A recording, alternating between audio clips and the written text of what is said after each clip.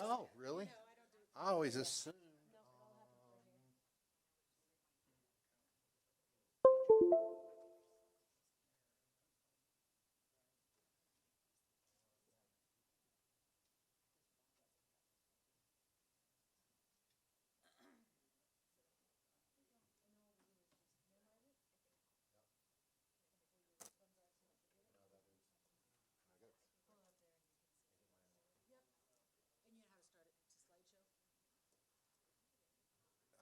I don't think I do.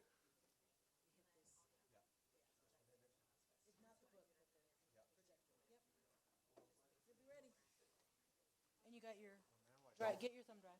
No, I don't. This guy. Oh, it loads it. Done.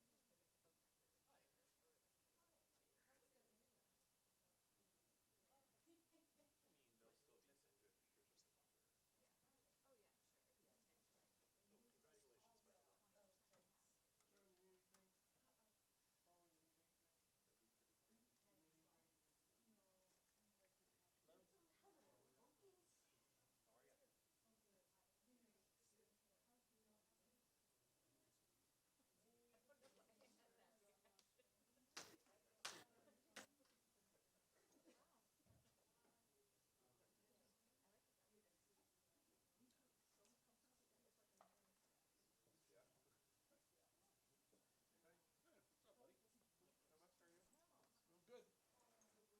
Hey, Brian, if you're bringing food, you have to bring it for everybody.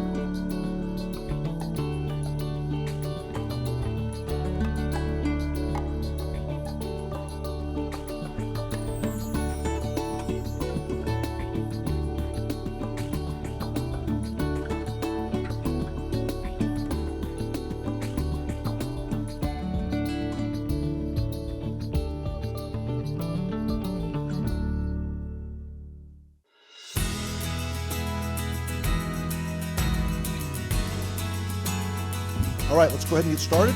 I'd like. Oh, no, no. Let's go ahead and start anyway. I'm kidding. That's fine. We'll wait. We're not going to get started.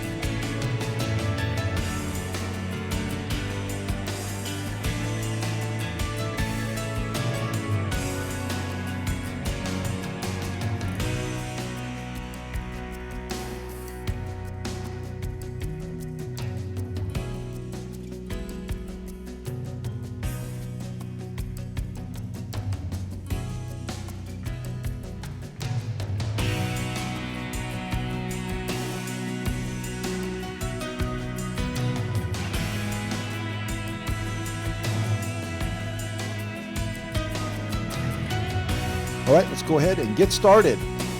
I'd like to now call the November 12th, 2019 Longmont City Council regular session order. Welcome again, Councilmember Hidalgo Faring. Let's go ahead and start with roll call. Mayor Bagley, Here. Councilmember Christensen, Councilmember Hidalgo Faring, Councilmember Martin, Councilmember Peck, Councilmember Rodriguez, Councilmember Waters. Mayor, you have a quorum. All right, let's go ahead and say the pledge.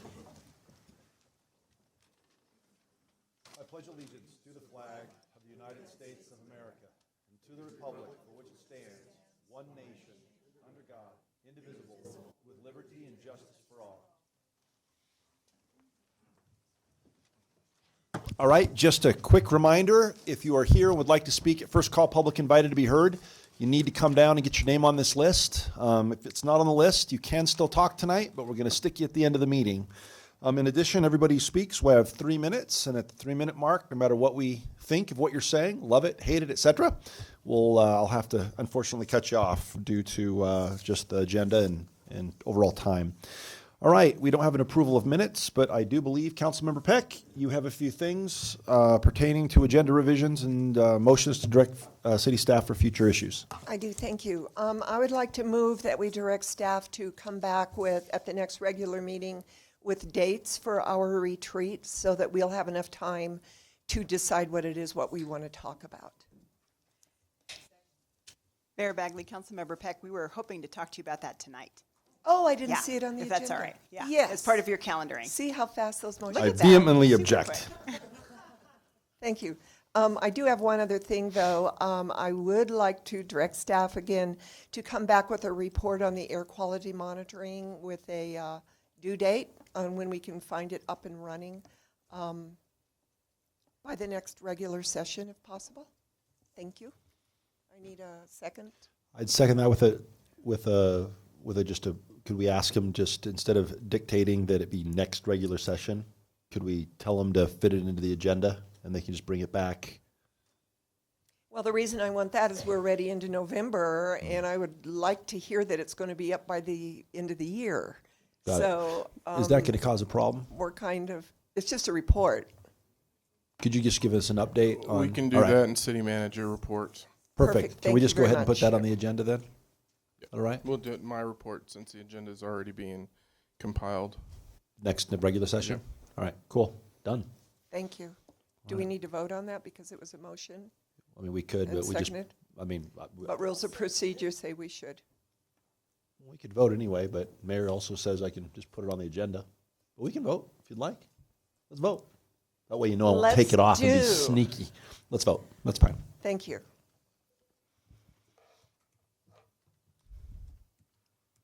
All right, that passes unanimously.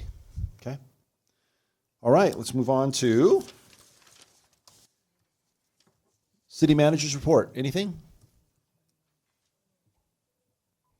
No Right. report, Mayor, Council. And no special reports tonight, right? Yes, you have special. Oh, sorry, reports. third quarter, yes. All right, this time we'll go on to 6A, third quarter report of the activities of the Longmont Economic Development Partnership. Jessica, you're here? I don't know, are you here? Don't mind me, I'm just going to eat my cake.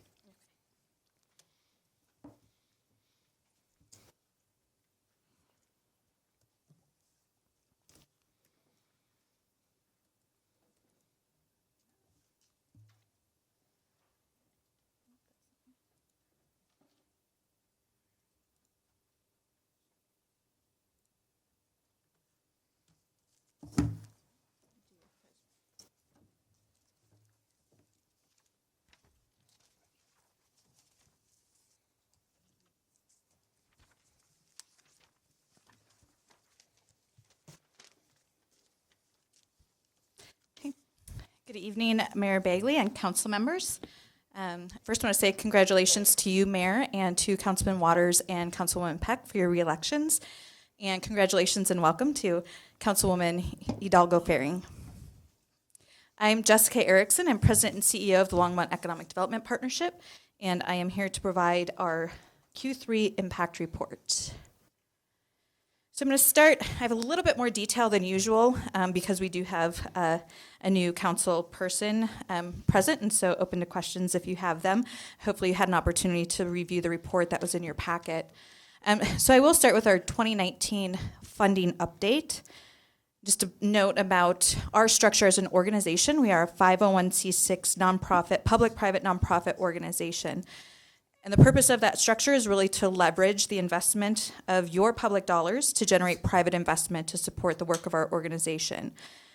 With the assumption or the idea that all who benefit the most from the work of the Economic Development Partnership also have a financial stake in the work of the organization. And so the chart up here you have in your report going all the way back to 2015 for font sizes. I only went back to 2017 on my slide. And so you'll see that year to date, we've received all of our public funding with the exception of the remainder of our contractual funding from the City of Longmont that we receive on a monthly basis. Our other public funding sources are Boulder County, Platte River Power Authority, and grant funding and partner funding for administration of the North Metro Enterprise Zone. And then the last row being our private investment and sponsorship. So that's all of the private sector revenue that we've generated year to date. We are on pace. We are like a lot of nonprofits where a significant portion of our funding comes in the fourth quarter of every year. And so we are on pace this year, assuming we have a similar fourth quarter, better fourth quarter than past years, to achieve the highest level of private sector funding that we have had in the 38-year history of this organization. The primary reason for the success that we've had with private sector funding this year is a very targeted campaign that we launched in October of last year, our Reach for the Peaks campaign, which is really intended to significantly increase private sector funding, specifically targeted to a couple of different, one initiative and then the ability to create a flexible fund for us to take advantage of opportunities and address challenges as they arise without dipping into our operating reserve, which is what we've done historically. And so the list that you see up here are organizations and individuals that have invested in our Reach for the Peaks campaign. The primary initiative that we're funding out of those campaign funds right now is the development of a national economic development marketing campaign for the City of Longmont with a significant focus on talent attraction, which is what we've been told by not just these investors, but our primary industry businesses that's what the need is today. And that's really the trend in economic development, is this idea of attracting talent to retain and attract business investment. So all of those. What's most exciting about this list, too, is that over half of that list prior to this year in this campaign had not previously been invested in or engaged in economic development in the City of Longmont. So we're excited about that. Okay, so next we'll talk about the deliverables that are in our contract and where we're at relative to those. Again, this is Q3, so this is through September 30th of 2019. I'm not going to talk a lot about Advanced Longmont because we have a whole other presentation related to that after this. But just to frame that, based on the deliverables that were in our contract for 2019, specifically to complete a comprehensive update of the Advanced Longmont strategy, which is what you're going to be hearing about later today, as well as to continue to support the ongoing project management and activity coordination of the plan, track its activities, lead the Advanced Longmont Partners Group meetings, and provide annual review and evaluation of the metrics for implementation of the plan.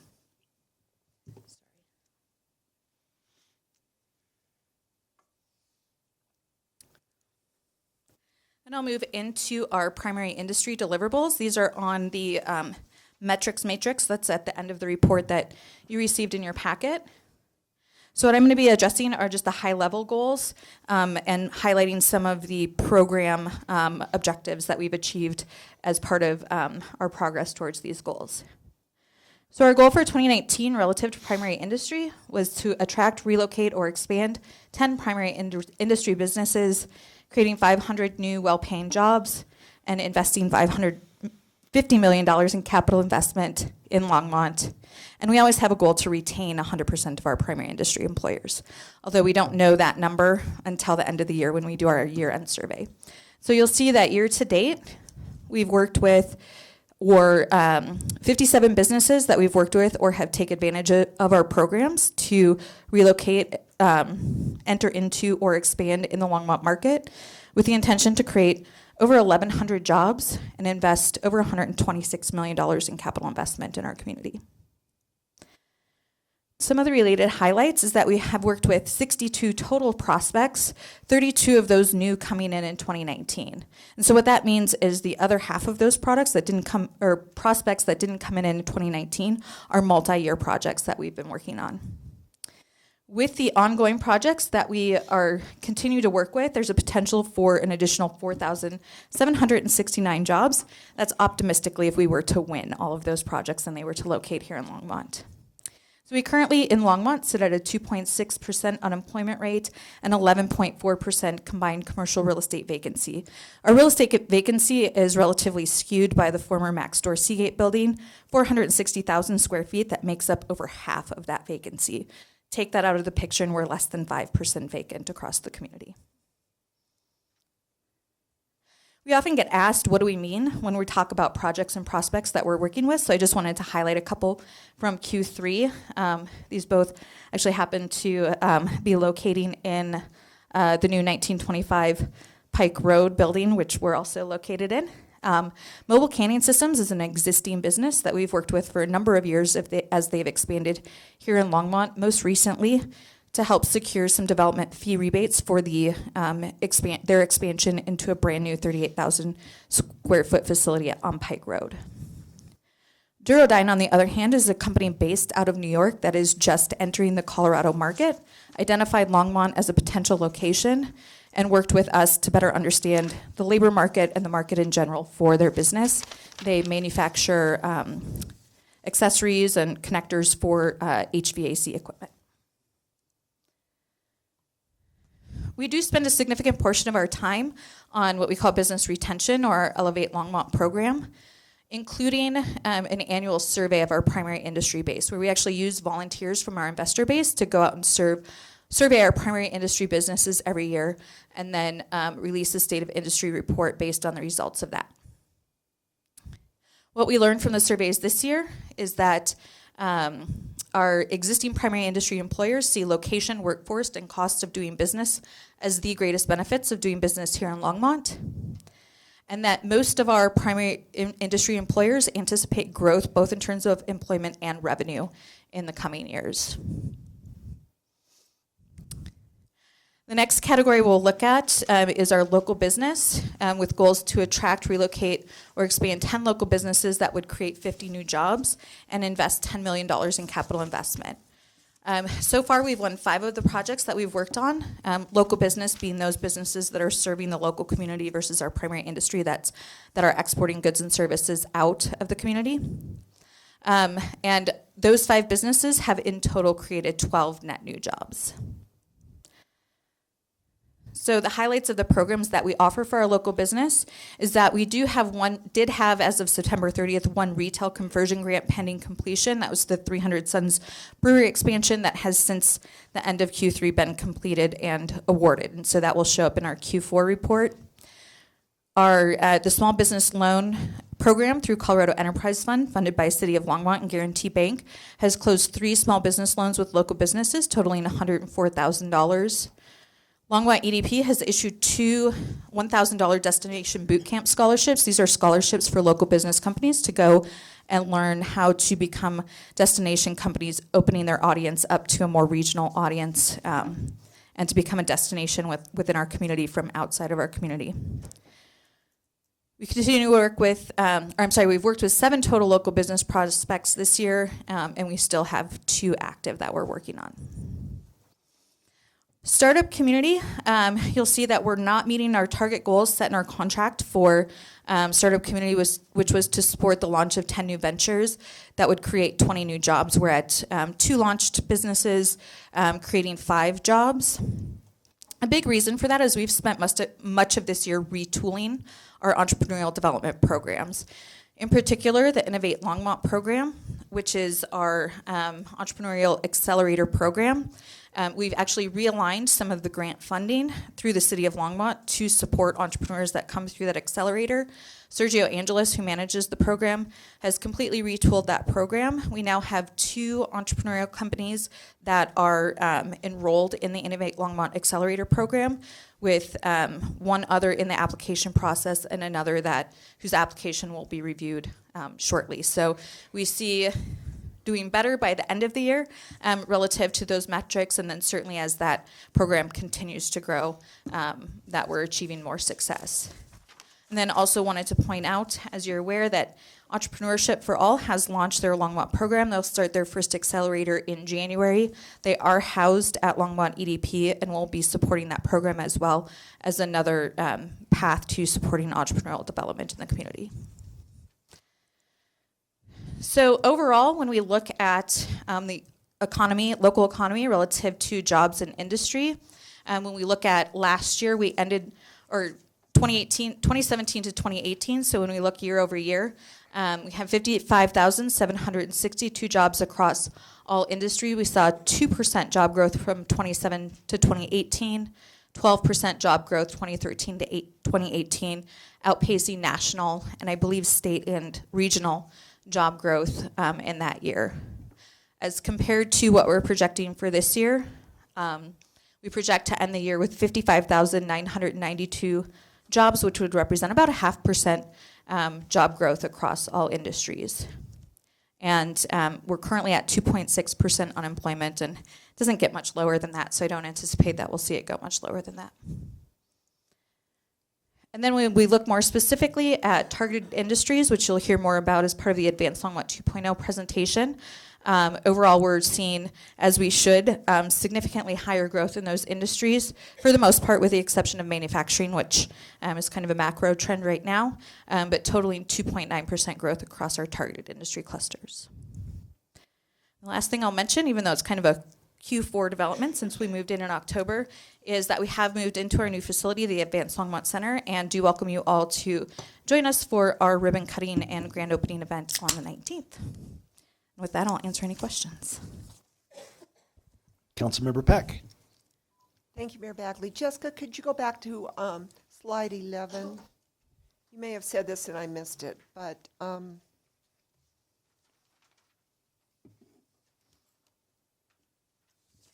more.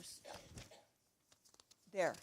Under meeting your target goals, what do these little orange?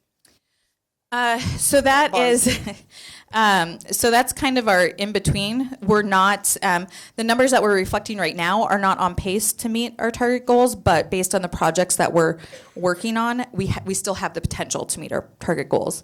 Whereas with, where we have the red X's for startup, we don't see it likely that we'll get there by the end of the year. Whereas with the local business piece, we still have the potential with the projects that we're working on.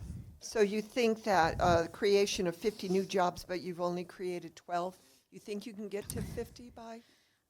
Yeah, I mean, we have one local business project that would on its own achieve that metric Okay. if we were to announce it by the end of the year. Okay, thank So, you. yeah. All right. Just on behalf of council, thank you. Okay. We appreciate your efforts. Thank you. Given your just life in general. Thanks. But keep it up. Thank you. Thank you. I appreciate it. All right, now let's move on to 6B, the presentation of Advanced Longmont 2.0 Strategic Plan for Economic Development.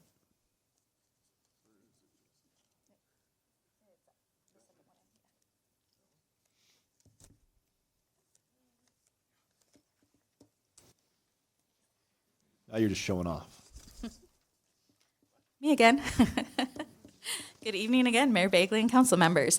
I'm actually going to turn this one over to Morgan Smith, Vice President of Longmont EDP, who's really managed the Advanced Longmont 2.0 update and continues to manage the implementation of that to provide this presentation. Thank you. Good. This seriously needs to come up. Let's see. Good evening. Good evening, council. Thank you for having me. I'm excited to provide this update to all of you, and I believe most on council have seen some of this content before, but I will provide as much context as possible to both provide history of this update and to provide context to the plan as a whole. So Advanced Longmont was originally drafted and adopted in 2013 and 2014 as the city's official economic development strategy. And it, over the past 4 or 5 years, Longmont has substantially changed. And we recognized near the end of 2018 that there was an opportunity to update our economic development strategy to reflect our new opportunities, to address new challenges in our community, and we call that Advanced Longmont 2.0. So the essence of Advanced Longmont 2.0 centers around collective impact. And collective impact is simply a model. It's bringing people together in a structured way to achieve social or economic change. This is a national model that communities use to address shared challenges in their community. And a good collective impact process has distinctly 4 steps, and that's analyzing the landscape, initiating dialogue, creating a common agenda, and then implementing and learning as we implement new initiatives in our community across organizations. So Jessica had mentioned some of the deliverables for our contract. This is the update in analyzing the landscape. That's what we will call a market assessment. And our market assessment in Advanced Longmont 2.0, as you may have had the opportunity to read through the final document, really focused on this quote, that top-line growth doesn't ensure bottom-line prosperity. That we may have excellent growth rates, but it may not be well distributed across our community. And so we used 3 different lenses in our market assessment as we analyzed our community. That was growth, which is crucial and important since it serves as the engine for our local economic success. But also we looked at prosperity and inclusion.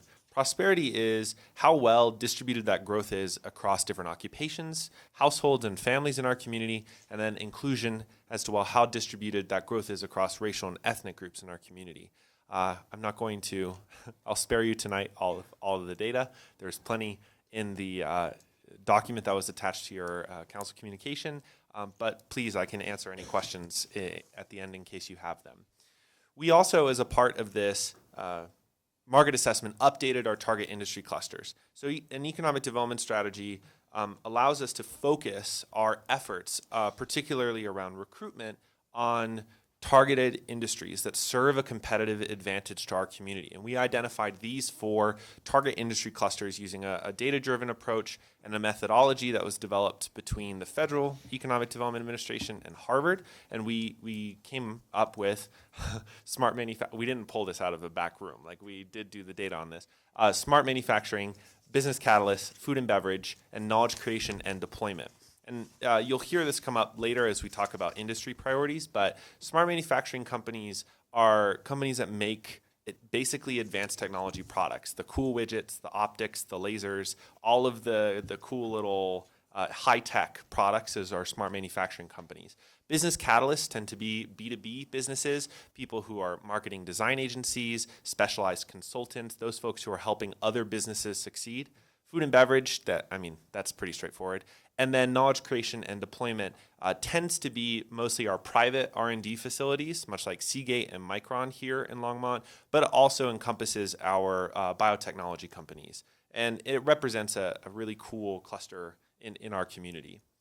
I'll just pause here. We also, as a part of updating this as process, we initiated dialogue with our Advanced Longmont partners and a number of other community stakeholders to identify shared priorities. So the idea behind collective impact is not that the economic development partnership comes along and says, we think this is a great idea, and then we're going to implement it.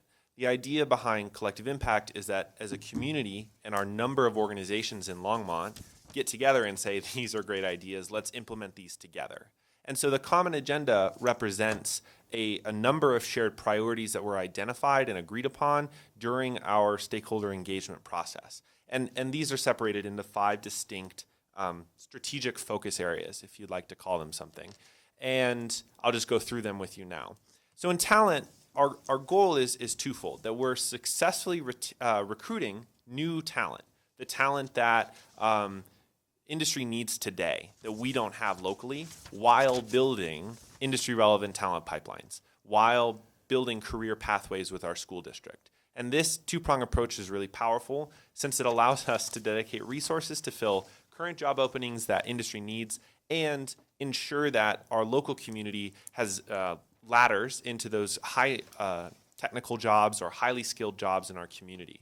And our talent work is one of my favorites. I'll just be honest here. Place is largely about placemaking. Our goal in this is that Longmont is a vibrant, amenity-rich community with a diverse mixture of options for play and food and culture and unique experiences. And as you can see from these priorities, this is centered around centers and corridors. So urban centers, playful, colorful urban centers, and particularly the river corridor as a vibrant community asset. And then lastly, and crucially, is ensuring residential affordability for our current and future residents. This is a huge priority. It plays into our talent priorities. It plays into building a stronger community, and we knew that this would reflect in our place work. Industry, the goal in this, and this is certainly more the economic development partnership wheelhouse day in and day out, but our goal is that primary and local and startup companies in Longmont thrive with a collaborative business environment, with easy access to financing and real estate and mentorship. And these priorities reflect those. We want to pursue strategic growth in each of those targeted industry clusters that I mentioned before, and we want to construct an ecosystem, a no wrong door ecosystem here locally, where whether you're starting up a small retail company or maybe you're a large employer, that no matter where you interact with a resource provider, it could be us, it could be an SBDC or a startup organization, that there isn't a wrong door to access those resources. And then lastly, to attract new real estate investment to meet our primary industry and startup needs. As Jessica mentioned, our commercial real estate vacancy, once you exclude a couple properties, gets really low. And to be able to create spaces for those companies that would create jobs in our community is a real important priority. Connectivity is mainly about transportation. That will be the gold standard for multimodal transportation, offering multiple modes and points of access throughout the city, the region, and the nation. And the priorities in here reflect that scope, that we're building a comprehensive intra-city multimodal transit, that we're connecting to the region, and that we're investing in Vance Brand as an integral infrastructure asset. And then lastly is impact. And this underscores the whole plan, so this sounds maybe duplicative from the collective impact model, but that we're nationally recognized as a city that solves problems together. The idea behind collective impact is that we're uniting organizations and resources and people from all sectors to implement what matters. And that's what the priorities reflect. We're increasing funding so we can accomplish these things, and we're leveraging private sector leadership in all of our initiatives to make sure that we're interfacing between all parts of our community as we implement this. What I'd like to lastly turn to in this is our model for implementation, where we've been and what we're actually doing. So for the last 4 or 5 years, as a result of Advanced Longmont, we've been convening the Advanced Longmont Partners. This is a group of our local economic development organizations, broadly speaking, whether that's Tinkermill, the Latino Chamber, the SBDC, and many others, into this partners group, and it's a roundtable that has met monthly. As a result of Advanced Longmont 2.0, the partners have become a steering committee to the whole implementation of Advanced Longmont 2.0. They're stewarding with some strategic visioning around 3 and 5 year timelines compared to some of the more immediate work. And the Longmont EDP serves as the backbone to all of this work, the organizational support to make sure that whatever initiatives are coming out are being implemented. And those initiatives are coming out of what you see as the working groups. And we've convened 4 working groups: talent, place, industry, and connectivity. We decided not to do impact because we didn't know what we would do an impact working group on. Maybe it's the steering committee already. But in these working groups, there's a broad cross-section of our community. In place, we have local artists, and we have planners, and local business owners, and many more who are sitting around a table and looking at these priorities and goals that I just shared with you and saying, what can we do in the near term? What can we do as in our organization that can help this and achieve these longer term goals and priorities for our community? We began to convene these working groups in June and we are just finalizing some 2020 action plans, outlining our initiatives, outlining our metrics for success, and we'll have that at the end of next month as the new year rolls in. So tonight, what I wanted to present this to you, and what we wanted to present this to you was for your adoption as the city's official economic development strategy. That's our first ask. And secondly, to have an official appointee from City Council to sit on our Advanced Longmont Partners Group. This is a new ask. We have not previously had a city councilor sit on Advanced Longmont Partners, but in a reflection of our collective impact model, and all the partners agreed that it would be wise to have an official city councilor who sits on the partners group. So I can answer any questions you have now. Thank you for your time. I don't see any. Dr. Waters? Thanks, Mayor Bagley. Remind me, Morgan, when you graduated from DU?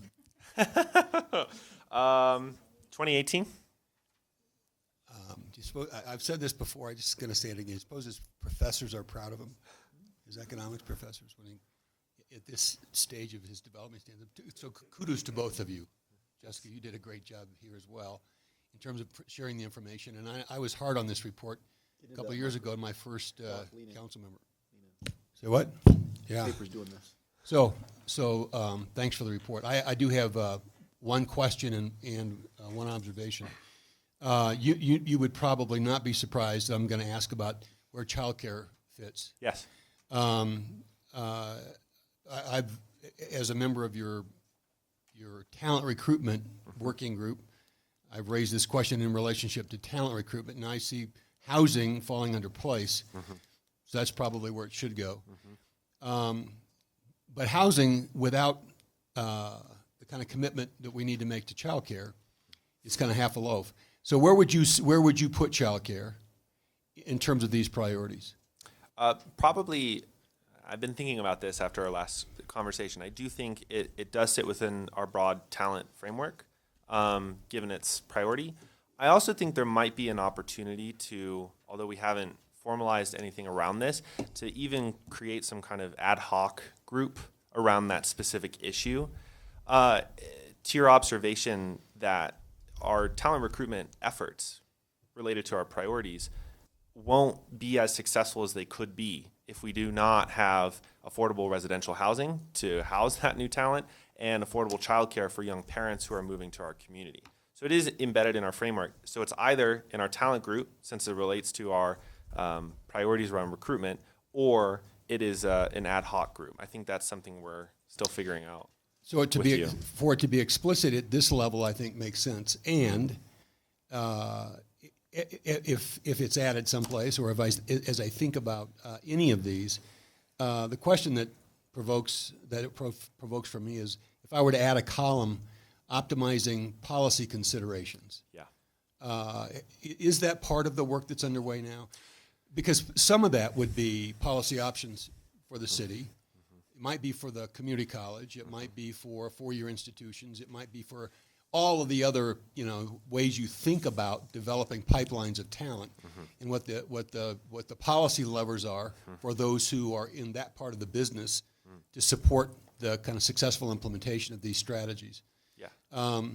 Is that a conversation? Is somebody seriously looking at optimizing policy options for the city, for the community college, for the school district, for other policy bodies? So I think the best answer that I can provide to you honestly is that is the work of the working group, where after our discussion around metrics and we begin to discuss specific initiatives, those initiatives do not have to be programmatic. They can be policy changes. I think perhaps a good programmatic example is something around our opportunity zone for real estate investment. That's something a little more programmatic, and that's an obvious opportunity. I think, though, that there is a substantial window that we can have, since we have an assistant superintendent and the director of business development the director of business and community partnerships for the school district, and the head of workforce development for the college, and the VP of Boulder County campus, and yourself and many other people sitting at that same table in the talent working group, that those conversations are where those should, the right term is not fester, it's germinate, shall we? Yeah, I can't think of the right term, but that's where the right forum would be. And that's where we are supporting those initiatives, but it's not as a dedicated staffer. I'm not necessarily spending time currently looking at policy optimization across let's say, 15 or 30 different organizations in the community? Well, it would be, from my mind, it's not policy optimization as much as policies that optimize the effective implementation of the priorities or the strategies that go with those priorities. Certainly. Because the policy ought to be the lever that helps to support this, right? Yes. So the next time I'm in a conversation with you in this as part of the, I'll bring that lens, Please. right? What are the policy considerations that we ought to be thinking about? In time frame, you heard a few minutes ago, Councilmember Peck wonder about when we're going to do our goal setting, and that we're going to talk about that apparently tonight. Sooner would be better rather than later, to the degree that what we should be thinking about as policy considerations translate into goals or initiatives of some kind. Walking into that session would be really helpful to know what can we do to leverage all the other resources, talent, et cetera, that's being applied here. And I suppose the comment that I have is that Advanced Longmont 2.0 was aligned with Council Work Plan You and a can see number it. of other strategic plans in the city. And so we're not asking council to use the specific language that we do necessarily, but that the goals that council has already set out around whether it's entrepreneurialism or whether it's placemaking of housing, et cetera, those are reflected in Advanced Longmont 2.0. So the work that council has already been doing has been greatly successful, and we've aligned ourselves to that work, that ongoing work. And I have a sense that Jessica would like to add something. And I'll just add to that, we've really, even as an organization, as Longmont EDP, aligned ourselves around this strategy much more so than we did around Advanced Longmont. Advanced Longmont was kind of a thing, and then we had all of our other things that we did. And now everything that we do is aligned around Advanced Longmont 2.0, including the Reach for the Peaks campaign. Those investors have formed a leadership council, the private sector leadership council for us. At the beginning of the year, they set their own priorities specific to a couple of the focus areas in the Advanced Longmont 2.0 strategy where they thought they had the best opportunity to have impact and influence. And one of those was the impact focus area. And most of their priorities, which I'll absolutely share with you, are around having conversations about policy and helping to influence policy. Some of the conversations that we've already been having around affordable housing and sustainability evaluation system are relative to that. Those are the private sector individuals that we invite to the table for those conversations. And so they're looking at policy from a local, state, and federal level and how they, as private sector leaders within our community, can bring a voice to the table for those. Yeah, thank you. Councilmember Christensen. I'm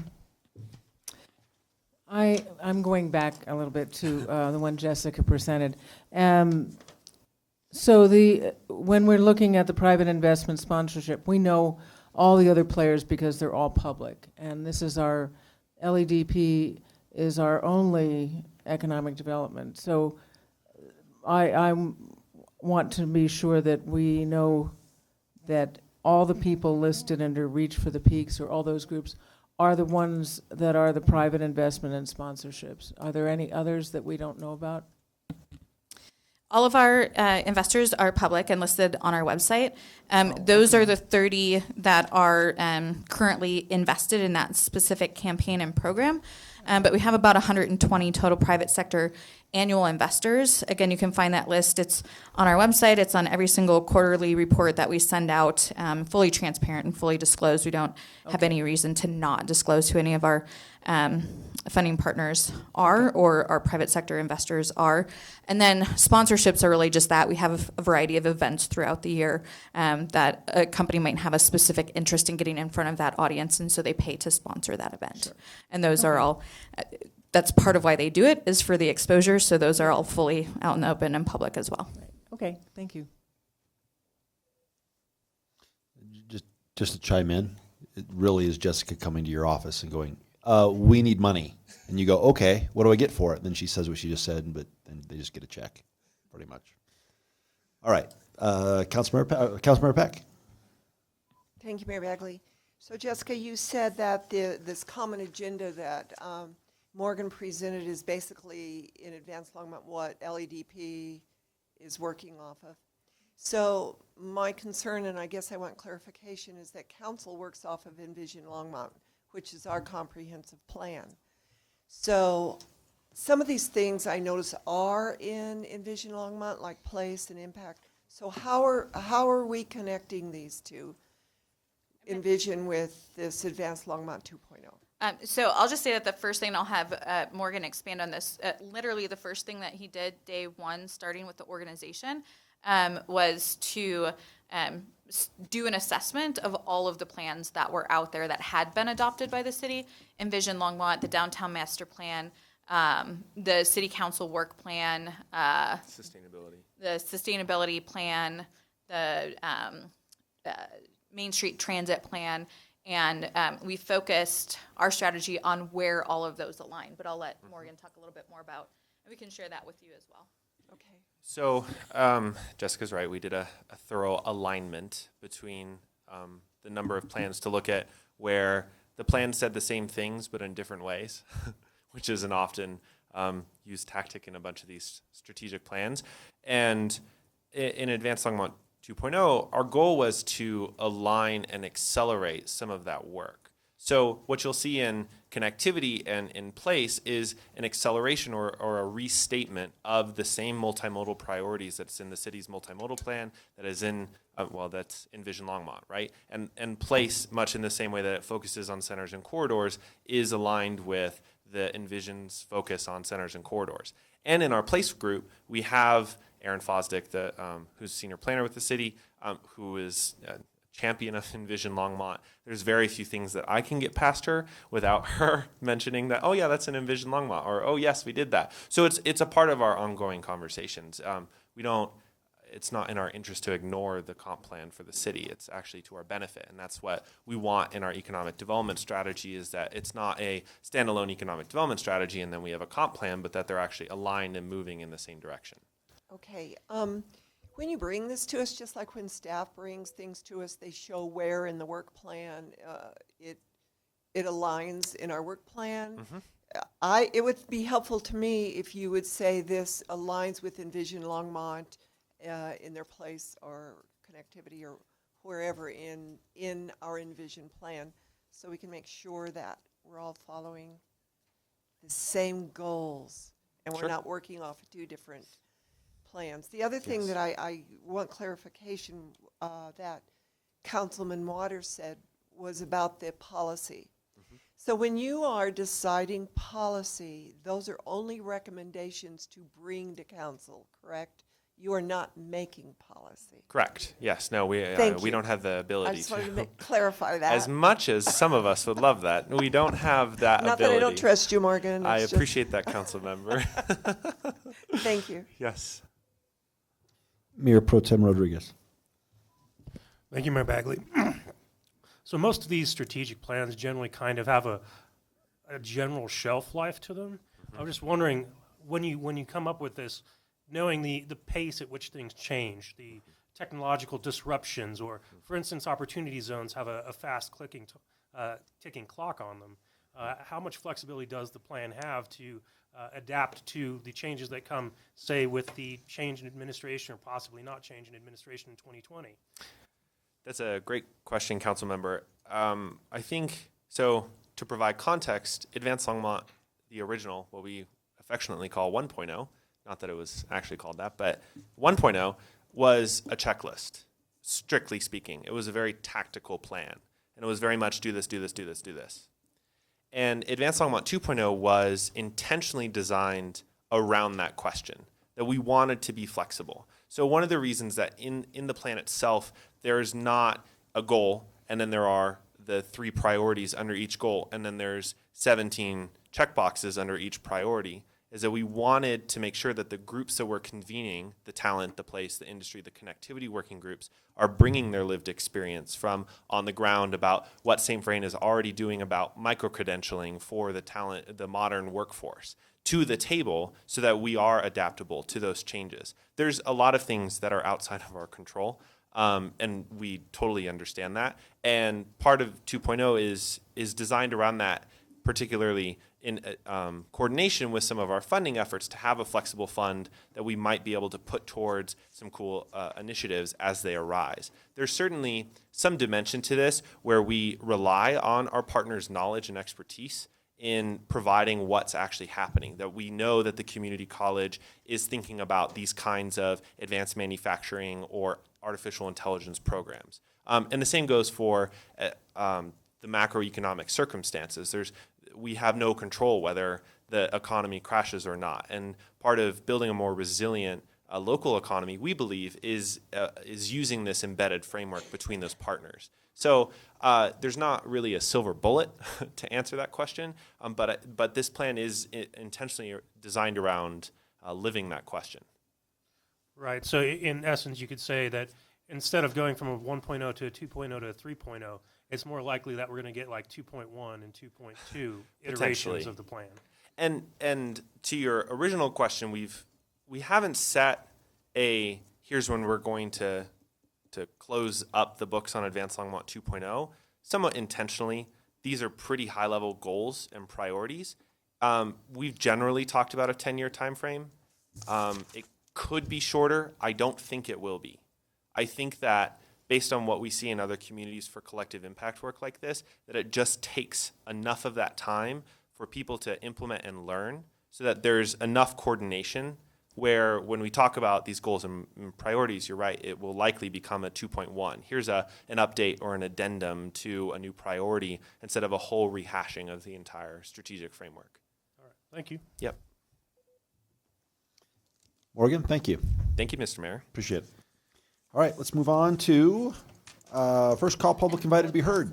Oh, Sandy, do you have something to say? So, Mayor, sorry, before you move on, I think they were asking for somebody to sit on the Advanced Council group And for formal adoption. and to adopt the Advanced Longmont 2.0 plan, please. All right, I move for formal adoption of the plan presented. All right, let's vote.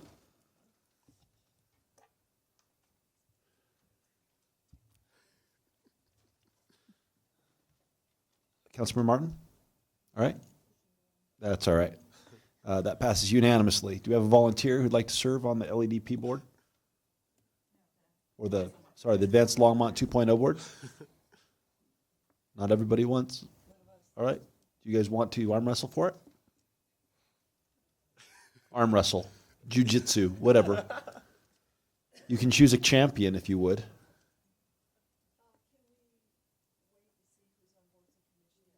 Yeah, so we'll figure that out later. That makes Okay, sense. great, thanks.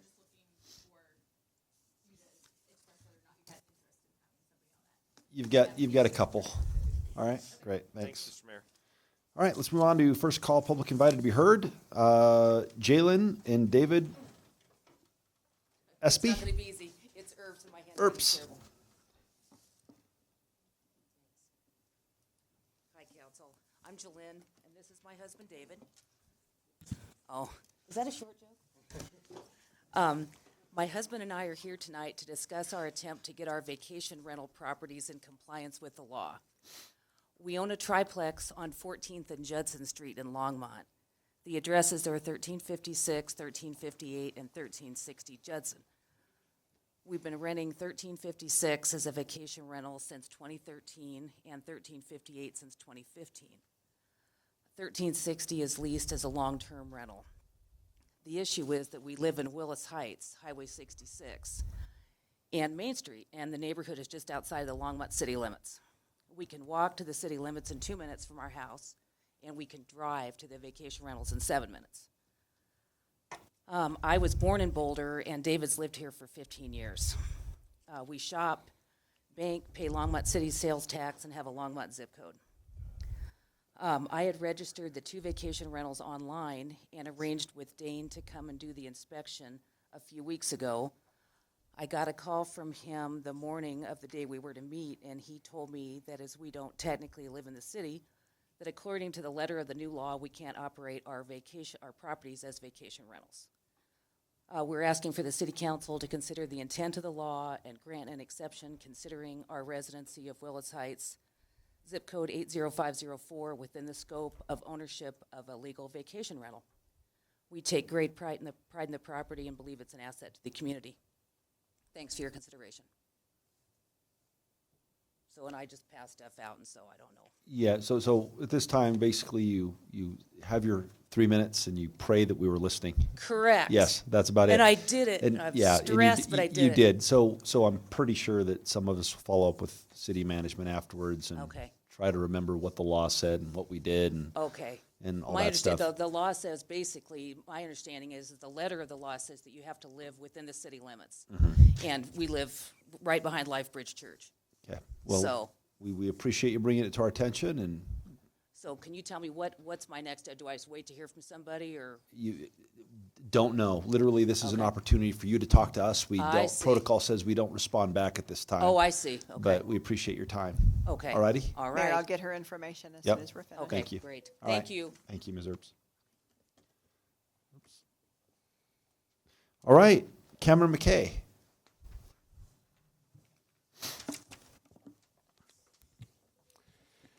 Hi there, Cameron McKay, 923 Corey Street. I've been a volunteer here in Longmont for a number of years in the area of homeless services, and I'm here tonight first to thank Council for some improvements that have been made in those services recently, and also to ask you to please consider consolidating some of those services in a single location in the city to improve the consistency and effectiveness of those services. So in 2019, you may recall that this is the very first year that this city has offered and funded navigation services all year round. In previous years, that only was funded for 6 months of the year. And if you saw the story in the Times Call last week, you'll notice that the rate of exits from homelessness has greatly increased this year due to those year-round services. So thank you to everybody on council who supported that. Thank you to everybody on staff who worked to make that happen. I should mention also that all these services are provided in accordance with Boulder County's Coordinated Entry Program, which is a program that's designed with strong accountability for participants in mind, and also, because it's locally funded, focuses those local dollars on services for local residents, not for folks from other parts. So why am I asking you, though, to consolidate these navigation services in a single location in the city? Well, because of time constraints, I'll just give you one little example and then ask you to extrapolate from there, but there are many examples like this. So right now, the city's services that we offer, the navigation services, so things like showers, laundry, food, sleeping space, case management, are offered at 3 different locations around the city. 4 nights at one church, 3 nights at another church, and then a third church is used when those other 2 churches have scheduling issues. Now, showers and laundry are only available at 2 of those churches. So that means if you're somebody who's homeless and you've maybe got a day labor job, but you've got an interview for a retail or restaurant job the next day, you had better hope that that night before your interview, you are at one of those churches that has shower and laundry services, so you can have clean clothes and smell nice for your interview. And you would also better hope you can get there early enough to make use of those services. How much more quickly could our residents transition out of homelessness if they could show up to every job interview freshly showered and in clean clothes? Unfortunately, I don't think it's practical to make the necessary upgrades to all 3 facilities where we offer these navigation services. Because, first of all, for these types of upgrades, you have to make them up to 3 times, 1 for each facility. And second, churches tend to cycle in and out of this program over the years. So every time a new church comes online to help with this, you have to go and make those same upgrades to yet another facility. If we instead chose to consolidate and offer some of these navigation services at just one location in the city, we would be able to make these improvements once and benefit from them every day of the year. Am I totally done here? That's your 3 minutes, but Okay. Sorry. All right. Thank you very much. All right, Brian Johnston.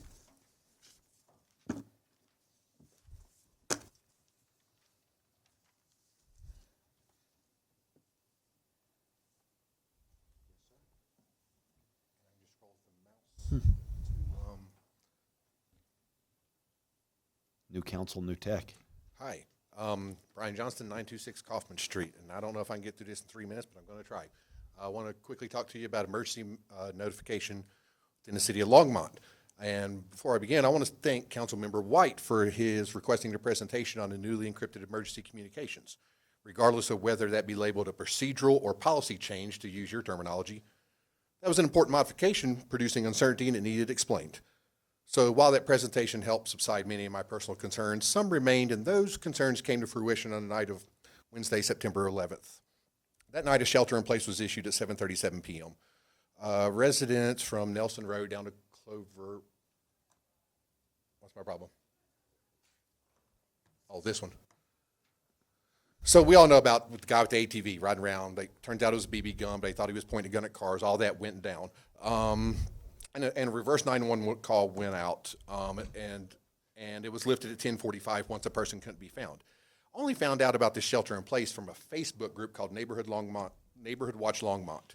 I ironically just returned from a disaster resilience training, which is a 3-week course being taught by Tiernan Doyle, the Community Resilience Program Manager for Boulder County, and Andrew Notbaum, the Emergency Management Coordinator for Boulder County. And because my home address wasn't We're gonna go ahead and recess. Yeah, let's go ahead and recess. Let's take 2 minutes. Sorry, you'll get us started. I again. understand completely. Okay.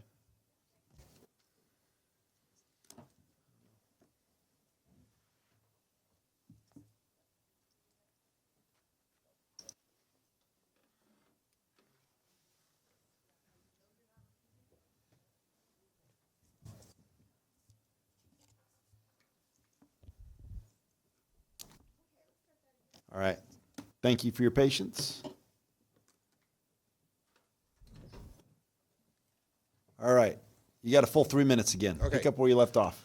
Sorry about that. So I only found out about the shelter in place because of a civilian-run Facebook page. I just returned home from this disaster resilience training, and I didn't receive a notification of one of the reverse 911s because I don't live in that area. And then I started actively seeking information, and I was finding there's nothing available. And people were on this page like, does anyone know what's going on? Is it still in place? Has it been lifted? Have they found the person? And I know where to look for this stuff. I've studied emergency management in graduate school. I've got a master's in public administration. That's me with the Red Cross for 72 hours after Katrina hit in Gulfport, Mississippi. I've been there and responded to disasters. And for me to not be able to find anything was weird. But then it struck me, hey, I have some friends that live in the apartment complex right behind Target and King Soopers. Notified them. Here was that exchange. Hey, there's a shelter in place. She's like, we were literally about to go to that King Soopers. I go back to the page and I start looking. I was like, yeah, there's a lot of questions. Again, has it been lifted? One's like, well, I just called the police station and they're saying it's still in place. It was just like there was a lot of ambiguity among the public. So then it kind of struck me that was like, if you're registered for reverse 911, you only get that if something's in your area. If you live in northern Longmont, but you're at Target and something's going down at Target, you don't receive the notification. People from out of town at the villages don't receive that notification. And so the next week, I brought this up with Andrew, the guy for Boulder County OEM, and he was aware of this communication gap, and he had said they'd even spoken about it and even tried to implement what they call a geofencing notification system. That's where all cellular users within a range of these two towers are notified. He's like, unfortunately, we were told that wasn't possible because the only system available is the Amber Alert style system, which goes out to all of Northeast Colorado.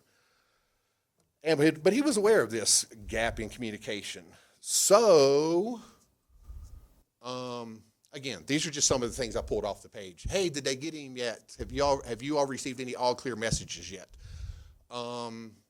So just to kind of summarize all this, if you're registered for reverse 911 and you're in the area of the emergency, but you don't live in the area of that emergency, you receive no notification.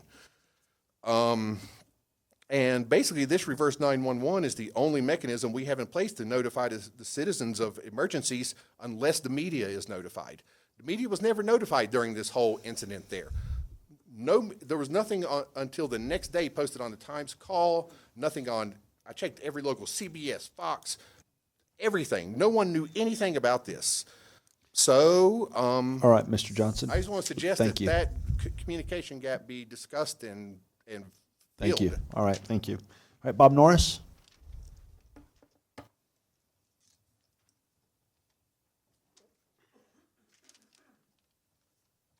Mr. Mayor and City Council members, glad to see we have a lot of returning faces and a new one. And I'm glad to see that the council now reflects more closely the demographics of the city of Longmont. I think that's good for everybody. I was at the DACA event down at Roosevelt Park, walked back down here, and then I hear Morgan speaking, and it occurs to me that if we lose a lot of these DACA recipients, you're going to lose a lot of those jobs in that list of number of jobs. So that's important, not just on a humanitarian thing. First, let me thank City Council for recognizing the need for more early childhood education in the Mayor's Forum and some of the other events. And we generally talk about the benefit to the children and their families. We see that in some of the problems about not having enough daycares, not being able to pay the workers enough, having to charge too much, not finding enough of the teachers or people to work there. Thank you, Brian. So anyway, what has occurred to me, there's a group of us that have been meeting for some time, and that's expanded. Councilman Waters is part of that group. What we're hearing more and more is about the impact on business. The U.S. Chamber of Commerce has some very serious articles about how some businesses lose 20% of their staff time because the parents don't have reliable early child education, daycare, et cetera. So that's a very expensive thing. We met with Morgan Smith a while ago, and as was referenced here, one of the barriers to bringing in new business and talent is homes and early childhood education. So those are two problems. The one gets an awful lot of attention, the other not so much. So as I was thinking about things, always dangerous, we already have an ad hoc committee that would be glad to help and is continuing to work on this. Also, when I look at the working group, some of you may know who Deming was. He's the one that helped Japan redo their business by planning things like having all parts of the business plan in the planning, from the workers to the upper management. And so I would suggest with this working group that we have people on there, for instance, that run a daycare or work at a daycare, and people who have children in the daycare. If we really want to solve the problem, we have to understand it from top to bottom, and we have to add the input. So thank you very much. Thanks, Bob. All right, Strader Benston.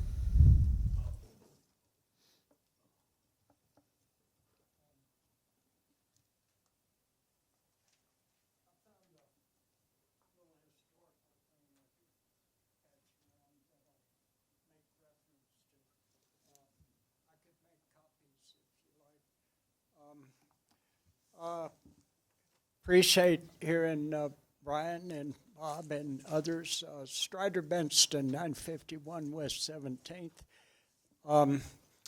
That thing there, I found a document from the government when I had led a job action at the post office in Chicago after an explosion, and management ordered us back to work without explaining what blew up or how much more was in the building. We were ordered back to work, so we had a little discussion about that, and I happened to be the spokesman, so it cost me 5.5 years of trying to find a job, and that was one of the things I did to feed my kids during that period of time. I won 5.5 years later, and then 2 years later, they broke my back and pushed me out again for being hurt. So, little things going on. The DACA thing is absolutely crucial now, and people need to get on board publicly to let the world and the country and the Supreme Court know that there needs to be some justice in this country. And as we see right now, impeachment hearings are beginning tomorrow, and there has never in the history of this country been a circumstance where any leader of this country, much less the supreme leader, has allied with foreign dictators to suppress democracy everywhere. Just yesterday, or the last couple of days, they had a military coup in Bolivia. And that's, we better look into this. The president's personal lawyer, he's not his personal lawyer. He's not paid by the government or by the president. He's paid by Ukrainian money launderers working directly for the KGB and Vladimir Putin. At least $500,000 from Ivan and Furtov and all of these people. Let's pay attention. I thank y'all for the election, our new city council. I guess you all got formally inaugurated before I got here, so I guess this meeting is legal. But thank you much. Longmont is doing really good stuff. We need to focus on environment, transportation, housing, justice. Good work. Thank you. Thank you, Strider. Yeah. All right. Let's go ahead and do the consent agenda. I don't think it's going to be an issue. So, City Clerk Quintana, can you walk us through that, please? You bet. Item 8A is Resolution 2019-113, a resolution of the Longmont City Council approving the 2020 intergovernmental agreement for bus service between the City of Fort Collins and the City of Longmont. 8B is Resolution 2019-114, a resolution of the Longmont City Council approving the intergovernmental agreement between the city and the Denver Regional Council of Governments for the letter of intent to participate in the 2020 Denver Regional Aerial Photography Project. 8C is Resolution 2019-115, a resolution of the Longmont City Council approving the City of Longmont 2020 Final Classification and Pay Plan. And 8D is approved 4 capital improvement program amendments. All right. Councilmember Martin? Thank you, Mayor Bagley. I move the consent agenda. All right. The consent agenda has been moved and seconded. Any discussion? All right. Actually, no, because it's consent agenda. Let's go ahead and vote.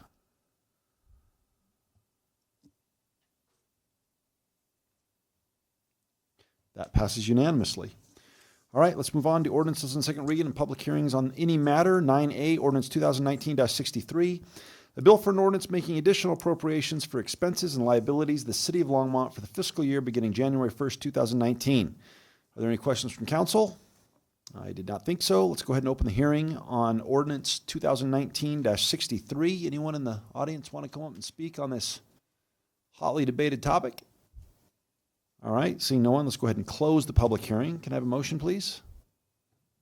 Councilmember Peck. Thank you. I move ordinance 2019-63. All right, it's been moved and seconded. Seeing no further debate, let's vote.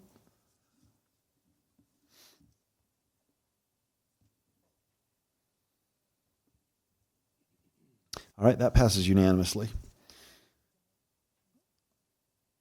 Strider, do you want your copy back? All right.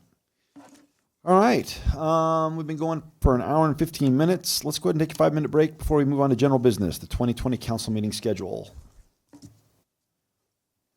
And then we're also going to do boards and commissions tonight, next time. Okay.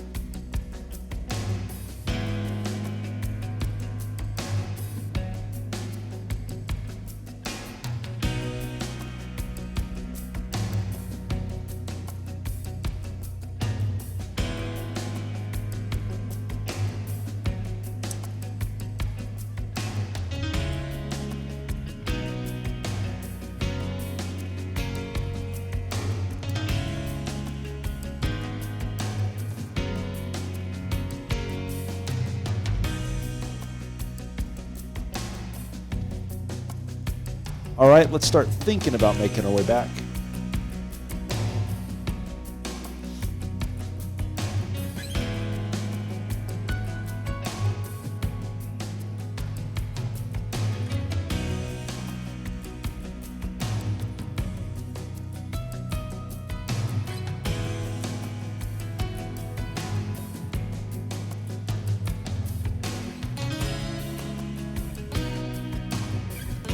All right, let's go ahead and move on to general business, 11A, 2020 council meeting schedule and council chambers construction update.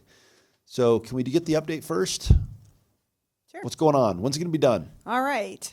Mayor Bagley, members of council, Sandy Cedar, Assistant City Manager. May 28th is our date for hopefully finishing the council chambers remodel. This is a rehabilitation of this building, of this room, basically brought on because we are not in compliance with current ADA standards. Now, we haven't done anything necessarily to this room to trigger those standards, but we would like to be proactive considering that this is the center of democracy.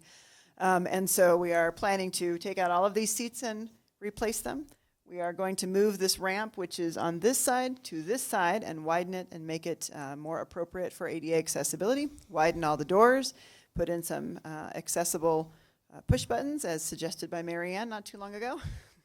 And then in addition, we're going to change the configuration of the seating. So right now you'll see that there are 3 sets of seating. This will just be 2 with a split down the middle. We'll also be adding some staff space in the back, along with some movable tables. All of these tables in the front become movable tables so that we can use the chambers for other types of events as well.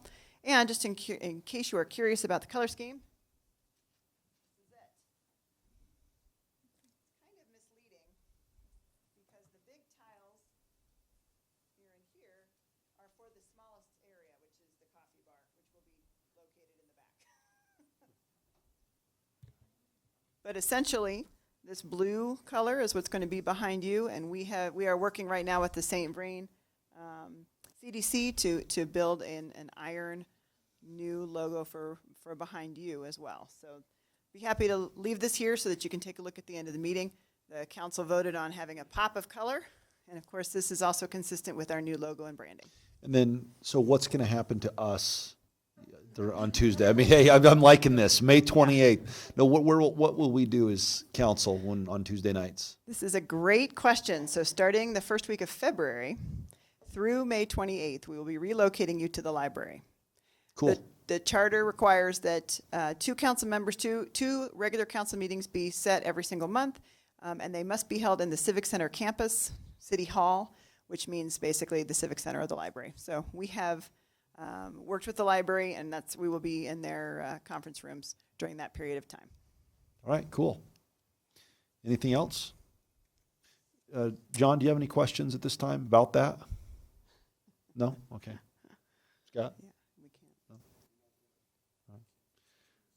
Oh yeah, that's the other thing. Harold wanted me just to remind you all that part of the reason that we are replacing these chairs is because they are not, you can't just fix them, and they're, for all of you in the audience, you can raise your hands if you're really super comfortable in those chairs right now.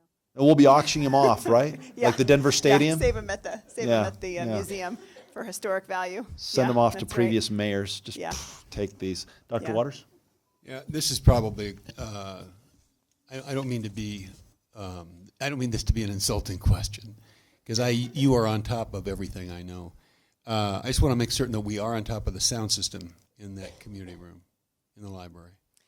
So, Mayor Bagley, Councilmember Waters, one of the things that we are doing is we are working with the Longmont Observer, who, as you know, now has the public access media piece, and so we'll be trying to figure out how do we make sure that things are televised and that there is some sound system in there. The last time we had a pretty elaborate sound system last time, and so we'll be working through all those details.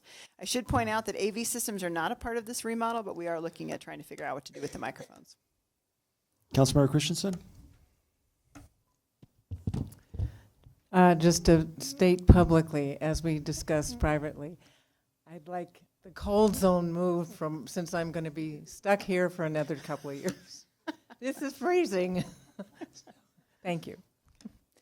Actually, there'll be a whole new ceiling, different lighting package, and we'll be reworking the HVAC as well. Is it really uncomfortable over there?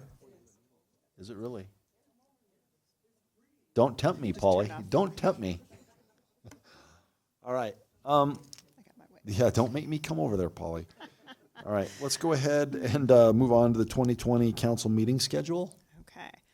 Mayor Bagley, members of council, what we're looking for tonight is a couple of things. We'd like to set your entire council meeting schedule for the year, recognizing that between February and May, you know, trying to keep it to as few meetings as possible will certainly be more comfortable for everybody. But we also want to ensure that we are capturing things like open sessions, determine whether you'd like to continue work sessions, coffee with council, those kinds of things. So what may be the easiest to do is to go through the calendar first, to choose which sessions you'd like to have and which ones you'd like to cancel ahead of time. And then we can talk about some of these other issues, coffee with council, work sessions, and the retreat. So if that's all right with you all, why don't we start with January? So January 2020, there are... Oh, hold on one second. Actually, I'm just going to, Mayor Pro Tem, can I get close? Sure. Thank you. There are 2 regular sessions, 1 study session, and one of the questions is, would you like to continue the open forum? Currently, we have this laid out in the calendar as January 21st. Does that Yes. schedule work okay? 2 regular sessions, 2 study sessions, and an open forum? Okay, great. Let's move on to February. February the 4th is the first meeting that will be held in the library. That's a study session. This has 2 regular sessions and 2 study sessions. Would you like to continue all of those? Yeah. Okay. March is when we have the NLC Congress of Cities as well as Spring Break, St. Vrain Valley Spring Break. So these are kind of some options for you. We do need 2 regular sessions at least, and so you could either cancel the meeting on the 10th and cancel the meeting on the 24th, which would take out the St. Vrain Spring Break and NLC, and then have regular sessions on the 3rd and 17th, or you could put the 31st in as a study session. March is really up to you all. We just need 2 regular sessions. Cancel the 10th and then let city staff pick the dates that are best for your schedule for regular meetings.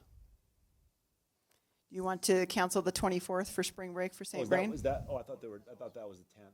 No, 10th is the NLC meeting that oftentimes more than 4 council members like to attend.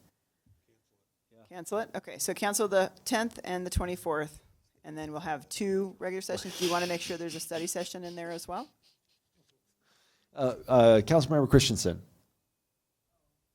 You know, we used to have more people with younger children. I'm just wondering if anybody needs to be taking the, well, actually, Susie might want to take. Yes, Susie, right, suck never it up. mind. Yes, okay. So we will have 2 regular sessions and 1 study session in March. Okay, very good. How about April? There are 2 regular sessions and 2 study sessions. Work okay? Great. May is Memorial Day. There are currently 2 study sessions and 2 regular sessions. If you are interested in canceling the regular session after Memorial Day, that would be the 26th. We'd need to rearrange then your regular sessions. It's up to you. Keep it 2 and 2. You got it. June, there are 5 sessions. So you have 2 study sessions, 2 regular sessions. The CML conference is on the 23rd. This year it is held in Westminster, though. Oftentimes we need to go up the night before because it's in Breckenridge. You don't have to do that this year. So this is really up to you all. We were suggesting canceling 1 of the study sessions since there's 5 meetings that month. But you could also cancel the week of CML. This is June.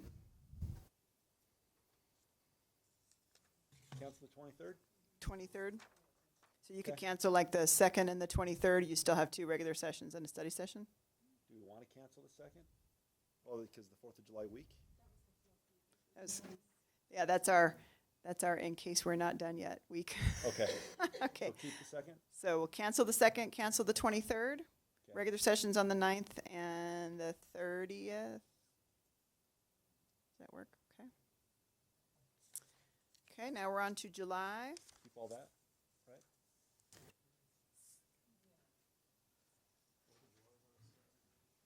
I don't think you know what? We don't have a second forum in here. That's one of the questions, whether you'd like to do a second open forum in June.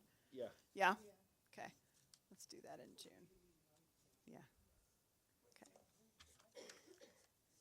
Yep. Thanks, Harold. Open forum. Okay, and we'll decide which date that looks best for. Okay, so July, 2 regular sessions, 2 study sessions. Keep those. Okay. August, 2 regular sessions, 2 study sessions. September, this is when we start to get into budget season, so we can use all the time we can get. Right now there are 3 study sessions and 2 regular sessions. Wait, can you go back? Yeah. On September. this one? So first day of classes, Yeah.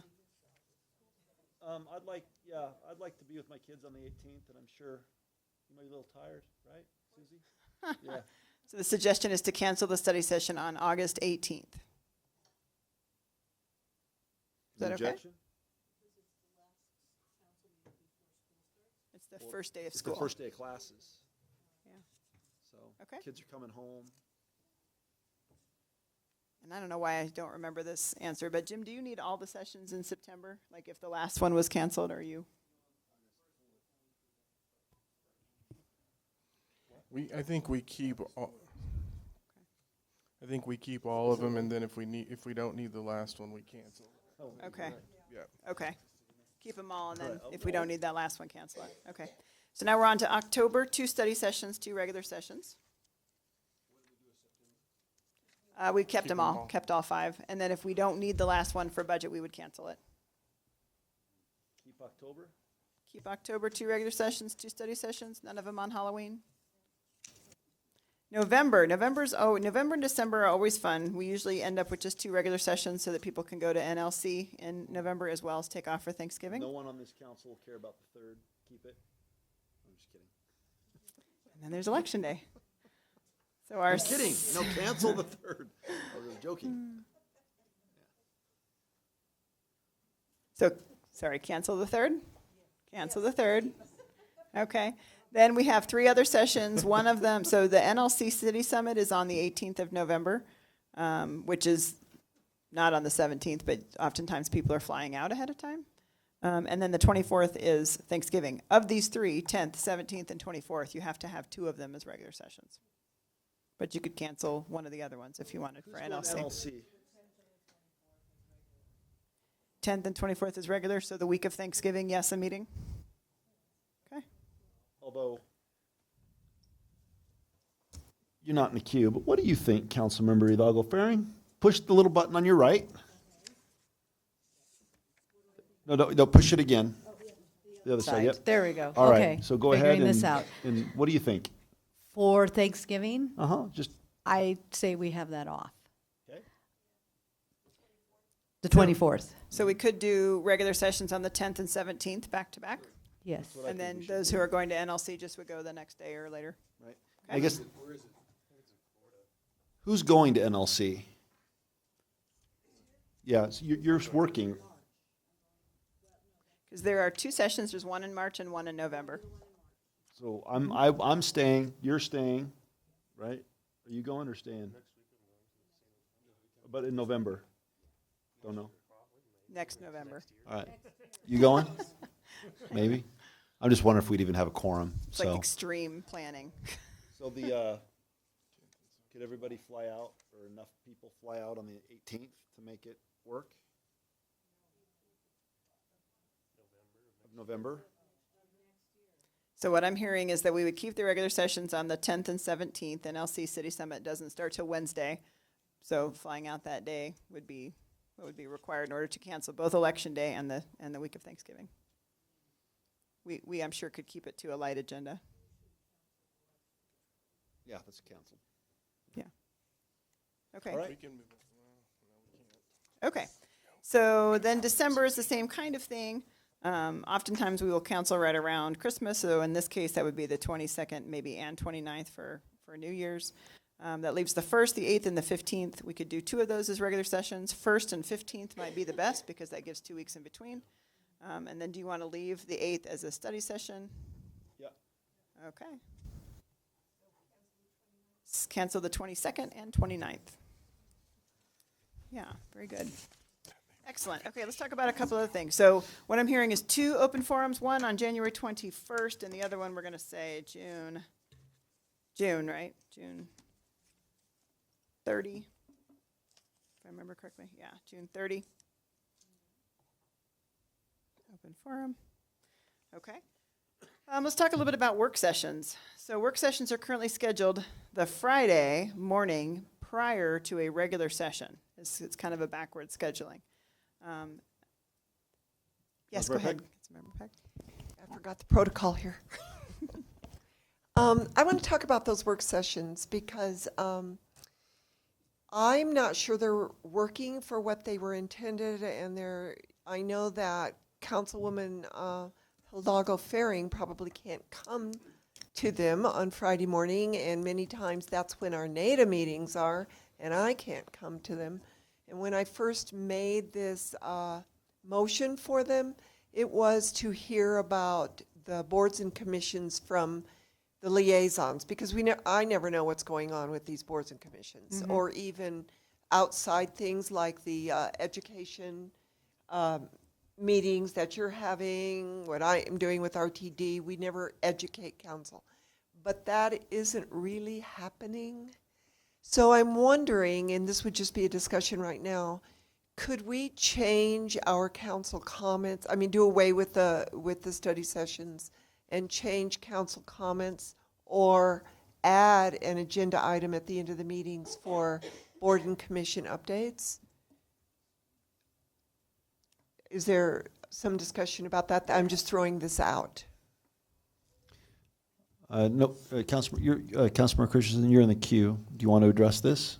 All right, Councilmember Christensen. Yes, I agree. When Councilwoman Peck and I were talking about this many years ago, that was the sole reason to have this as an update, so that the liaison and commissioner's position actually has some purpose, and we actually do know what people are doing, so that people are not duplicating themselves. So, and it is taking up a great deal of staff time. It is taking care of a great deal of my time, of everybody's time. And I also cannot go a lot of them because I have a conflicting Colorado Municipal League meeting on Fridays about quarterly. So I don't think it's working awfully well. And I also am very uncomfortable with being essentially out of the public eye. And even though we're not supposed to be making directions, we're kind of making directions.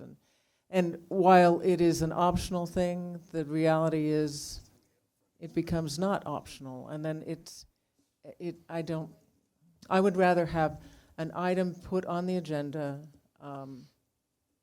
that people can, if they have something to report, they can. They have to confine it to 4 minutes. If they have nothing to report, that's okay. If they have something to report, that would be good. And add that to the agenda at the end of the night. Is there a motion? Well, I guess what I would suggest is we just keep it the way it is, and then just know that we should just recognize that during council comments, that's the appropriate time to bring up any information that we need to convey pertaining to our boards and commissions. Mayor, you don't mean to keep the work sessions the way they are. You mean keep the agenda the way it is? No, I mean, no, keep the agenda the way it is, Okay. and then, yeah, thank you. And Yeah, then just at not the the end of the work evening, if you have something pertinent to share, I think it's wholly appropriate that we use that. Yeah. Councilmember Christensen. Well, the problem with that is that I would like to know, even if people don't want to share it, I would like to know what other people are doing. And I would like to have a time that is specifically set aside for that, rather than have it left up to somebody to whimsically report that they have something to report, or not. Councilmember Martin. Thank you, Mayor Bagley. I don't really care whether we report on our board meetings during council comments or whether it's a separate agenda item. I think that we must update if a board met the previous week, maybe a little forced, because sometimes you go to a board meeting and nothing worth saying happens. You know, say, yeah, we met, there was a quorum, nothing to report. And so I'm happy to do that. I would like to preserve the option of having a work session when a work session is necessary. And I do think we need to figure out a different time, both so that, you know, we now have 3 members of this body who have full-time jobs. And so the Friday morning work session is increasingly difficult, and it is not very good for being in the public eye. So, you know, nobody seems to have any trouble making coffee with council. You know, we always do that. So maybe it should be at that time. We don't have coffee with council every Saturday morning. So why could we not say that if a work session is needed, it shall be scheduled on Saturday morning or some other time, but at a time when the public can appear, and that does not conflict with business hours? Mayor Bagley, members of council, I would remind you that your rules of procedure say that you can call a special meeting anytime you'd like. So as long as we have time to notice it, you're welcome to set that for any time. So we don't have to set specific times through the calendar. We can do it as it comes up if you'd rather. That's fine. All right. Councilmember Christensen. Remember, we used to have, well, study sessions are actually what this is for, this time.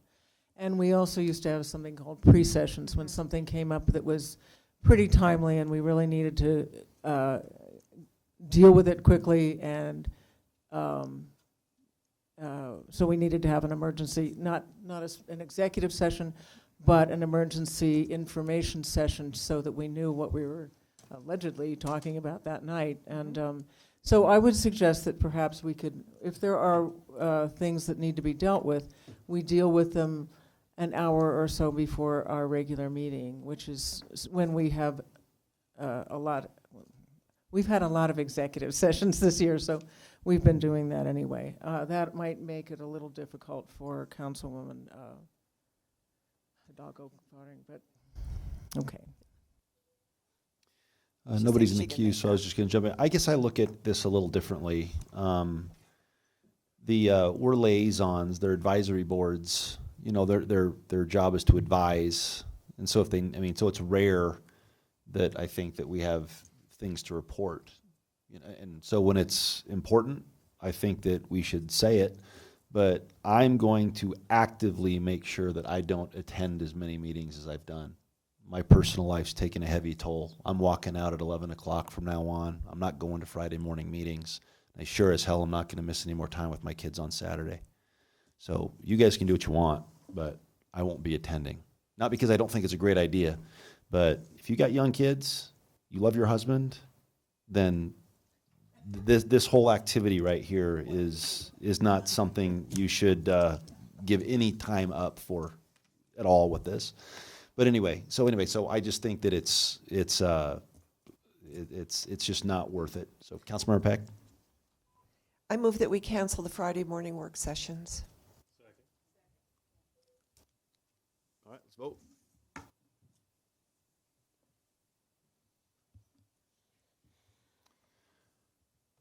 Councilmember Martin, push that button. All right, cool. It passes unanimously. Thank you, Mayor Bagley. So next up is indeed talking about board and commission applications. So generally what has happened is held at a Civic Center conference room. We usually have one session where you're able to interview candidates at mid-year and one at the end of the year. We'd be happy just to set those up now if you'd like to, so that you know what that looks like. It is generally a Saturday, but we can do it in some different ways if you'd rather. Just pick one. Is that what I'm hearing? Yeah. There's a couple that I think Dawn has suggested.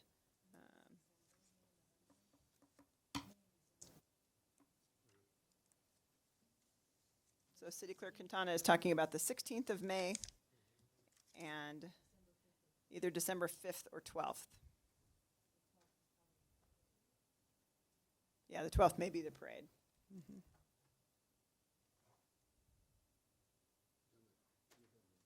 Is that okay with folks if we do board interviews on December 5th and on May 16th? That looks good. Does that look good with you guys? Yep. December 5th and May 16th is what we're talking about. Yeah. Yeah, right. Yes. Okay, great. What about council retreat? Council retreat. Got only a couple more of these left. So council retreat, usually done in the first quarter. It's really up to you. And it really does depend on what kind of preparation you want from staff. But let's start with dates. November 3rd, 2020. November 3rd, 2020. Oh, just teasing, Marcia. So generally, we have done it around kind of mid-Feb. We've done it all kinds of times, just depending on whether we're waiting for council members or whether it's something that you wanted to kick off your year with. Sometimes we've done them mid-year. It really is the council's preference. It's your retreat and it's your time. Susie, do you have any days that you're?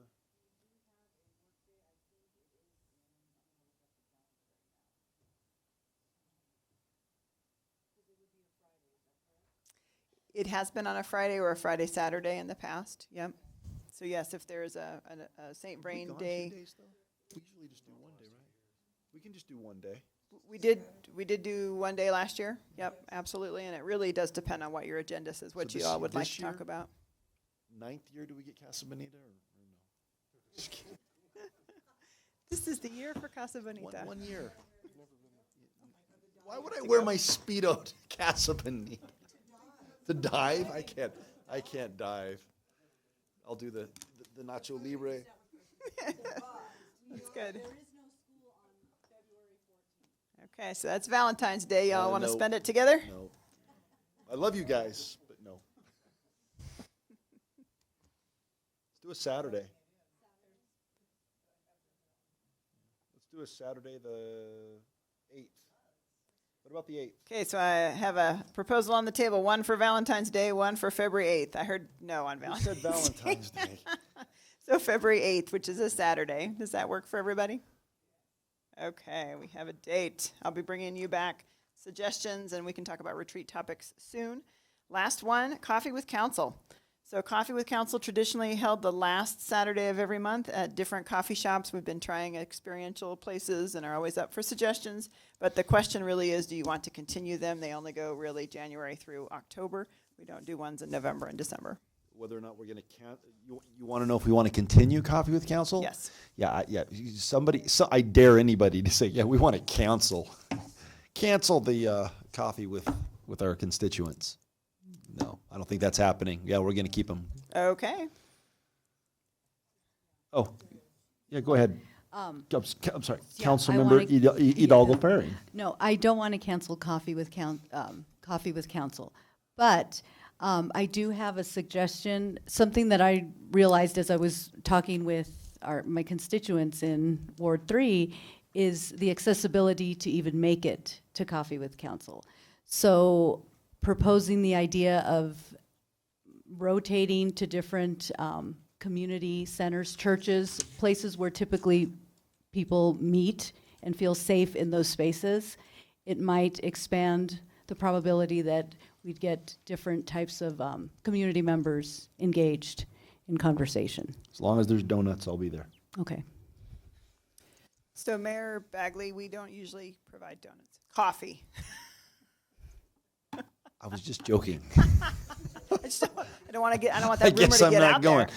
No, that's And fine. you know, I would say that if anybody has ideas for where we could hold Coffee with Council, please let us know, because we're always looking for new places. Coffee with Council started really in coffee shops, which aren't always the most conducive for the conversation. So we found that some of our alternative sites have actually been better for this event. So please let us know where you'd be interested in holding for 2020. Yeah. Good idea. Councilmember Christensen.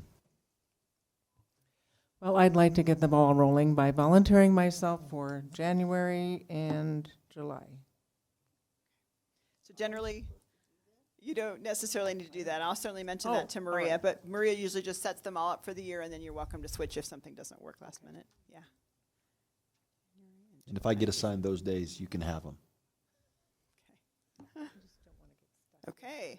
Mayor, the last thing I just want for you to know is that we will bring back all of these dates in a finalized calendar for your official approval at a regular session very soon. All right, Councilmember Peck.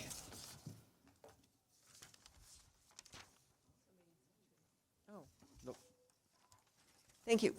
I want to discuss the Mayor's Book Reading Club, even though I'm sure that he is excellent. I think it was mentioned, correct me if I'm wrong, Brian, that you end up getting the same kids or kids that aren't interested, and I think it was, I don't know who brought up this idea, but I thought it was great in that we take the books to where the kids are, to apartment houses, and everybody on council reads. And it's council's book club, or So, for example, if you have kids in the Legacy Apartments, then we would go to the Legacy Community Center or whatever, and those kids could come for that period, and then somebody else could go somewhere else, or so that we spread it around town and we get to hit kids where they are rather than having kids. That might screw up filming it. I don't know. That would be up to. But again, I'm just throwing this out. Is anybody interested in on council in that idea? Yes. Maris. I'm seeing the observer say no problem. So Easy. Yeah, so Easy. a couple of, so responding to your question, the problem, I mean, there's a couple of, if we were doing an autopsy on Mayor's Book Club, I think it's been, I mean, first of all, the kids and parents love it or love the idea, but sometimes the books are too long, and I'm all for 100% doing it in English and Spanish, but a lot of times we get kids who come that don't speak Spanish, and so if you're videotaping, you're filming kids that don't speak Spanish, and so you read the book a second time in Spanish, and they're not paying attention, and it's just, you know, the vibe's not there. And so I mean, what I'd ideally like to do is, you know, do exactly what we're talking about. Go into Hispanic, Spanish-speaking communities, go into wherever, and read the books in their native language, and get as many people in the community, especially community leaders like city council, involved, so that, you know, it's shorter, the kids are there, it's a relevant story, a relevant language, and we're connecting, because it's not about making good television, it's about, which it's not currently, I don't think, and that's not any fault of whoever's doing the recording or the person doing the reading, I might add. No, but it just needs to be shorter, more on point, and we need to instill a love of reading. That's the whole point of it. So I think it's a great idea. Sorry, Councilmember Christensen. Yeah, I agree, and that would take some of the burden off you having to do it every time. But I think all of us love reading, and I think we'd all, I mean, speaking for myself, I would love to do it, and that's something I used to do with my son's school.